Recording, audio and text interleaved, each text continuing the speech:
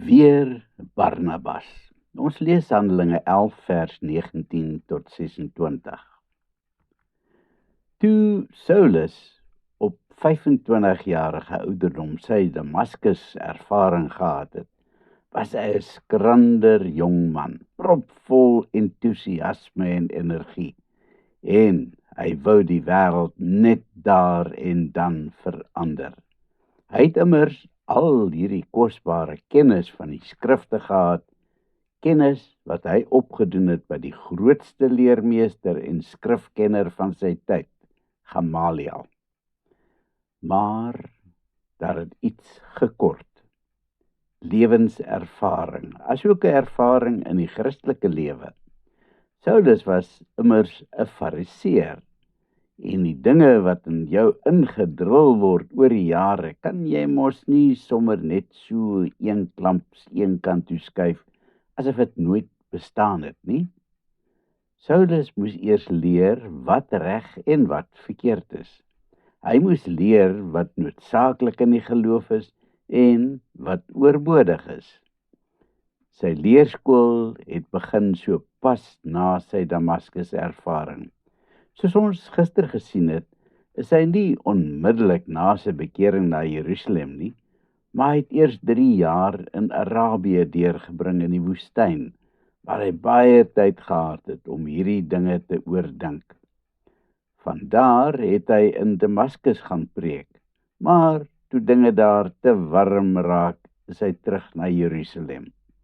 Ons lees hiervan in Galasiërs 1 vers 11 tot 24. Nadat hy ook uit Jerusalem moes vlug, is hy na sy geboortestad Tarsus, waar hy dit op homself geneem het om die evangelie boodskap te gaan meedeel aan elkeen wat wil luister, asook diegene wat nie wil luister nie. Hy het die gebied in Sirië en Cilicië, die gebied rondom Tarsus, deeglik deurkruis en gepreek dat die bissies bewe. Bedags maak hy tente vir 'n lewe en saans preek hy. Vir Saulus was hierdie paar jaar se ondervinding van onskatbare waarde, want hier het hy begin leer wat werklik belangrik is in 'n gelowige se lewe en hoe om hierdie waarhede aan mense oor te dra. Aangesien Saulus dan in Tarsus groot geword het, was die Griekse spreektaal wat almal daar gepraat het vir hom geen probleem nie. Die bietjie wat hy vergeet het tydens sy Gamaliel dae, het hy baie gou weer opgevang, totdat hy later Grieks gepraat het soos 'n egte Griek. 12 jaar het reeds verbygegaan sedert sy bekering, en Saulus was hart en siel in sy evangelisasiewerk. Maar tog was daar naderhand 'n hinkering na iets meer.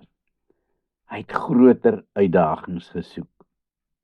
En dan op 'n mooi dag, terwyl hy besig is om te werk aan 'n tent vir 'n kliënt, sien hy die groot man met die welige bosbaard na hom toe aangestap kom.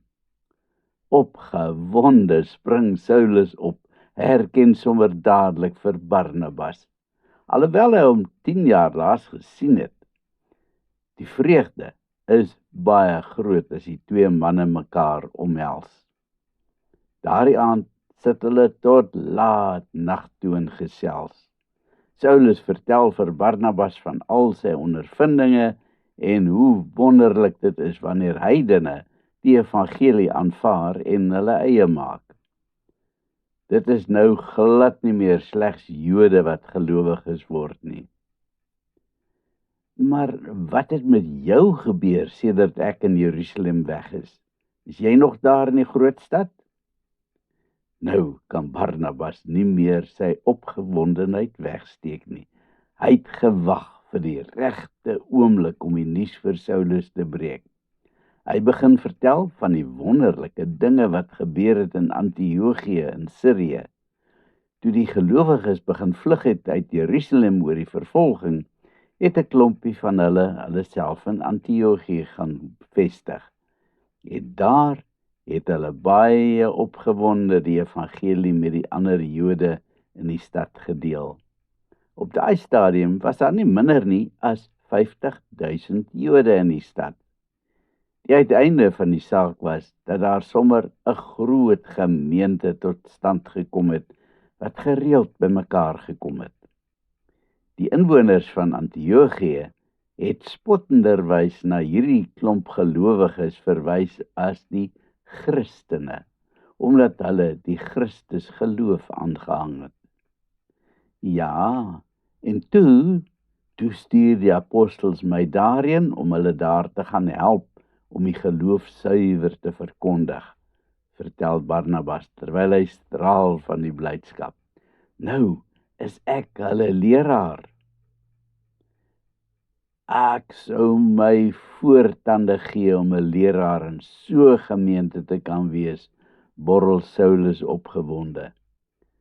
Dit is die wonderlikste nuus wat Barnabas hom vertel, en hy is so bly vir die man. Hy verdien dit werklik.